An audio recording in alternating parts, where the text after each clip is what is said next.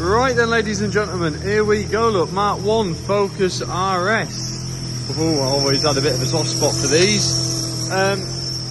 Wants a bit of love. It'll make a car. First thing, I've just left that battery pack on there at the moment, as soon as you pull that off, the battery's as flat as a fart. So first thing you're going to want to order is a battery. The car itself, I can't remember what miles it was on, 90 something? 98,148. So I suppose for the age, little, but it's coming up to that 100,000 mark, of which of course it's bound to have picked up a few age-related marks here and there. Not quite sure how drastically, must have been in a bit of a rush getting in and out at times, but there you go. So obviously driver's seats wants a repair. Passenger side, obviously that bit better, well, much better. Dashboard and things are nice and tidy. Usual bit of wear on the steering wheel. Gear knob, handbrake, centre console area is good. Wants a good wet back out, hoover, detail / valet inside. Will benefit from some overmats. Rear seats are lovely, they just want a clean. Tidy enough on the headlining, couple of little bits what you just want to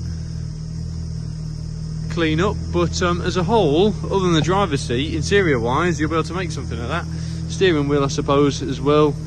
Be nice to get, you could maybe just retrim it, couldn't you, with some suede or something, make it look a bit fancier. I'd have to price up a Mark 1 RS wheel, I don't know how much they'd be, but anyway, definitely obviously want the seats doing. Externally, looks a bright car. I mean, they look fantastic, it's hard not to like them, but there are a few age-related stone chips, bits and pieces across the front bumper. Will benefit from a front number plate, as you can see. General tidy up and clean, and no doubt a service engine bay wise. But other than general age related stuff, stone chips and bits and pieces, looks nice and tidy over the wings, wheel arches, minimal way of any major marks or anything. The benefit from a new reg on the back as well. Number plates are just showing a bit of age. There's a couple of dings and dents, minimal again in this rear quarter. A few little bits on the driver's door. So it's not perfect, it looks a bright car, but the closer you get, there are a few imperfections. It's had some paint, probably benefit from a wet flat and a good polish up over this wheel arch and bits and pieces. So it's a fairly entry level Mark 1 Focus RS. Gives the impression it's not been used for some time, but then again, obviously check it all out for yourself, see what you think. But it will make a car, it will make a car.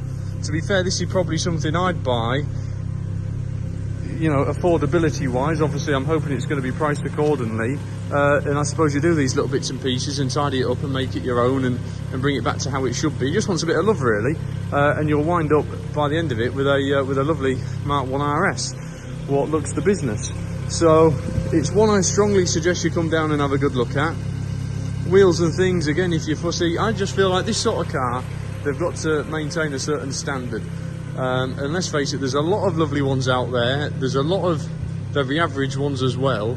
But for me, for this sort of thing, to put into a collection, to own, they've got to be, you know, they've got to be right. So there is a bit of money to be spent, but will certainly be well worth doing. So there you go. That's my opinion, guys. Come down and have a look for yourself. Make sure you're happy with it, and obviously touch base with the office with regards to paperwork. Thank you.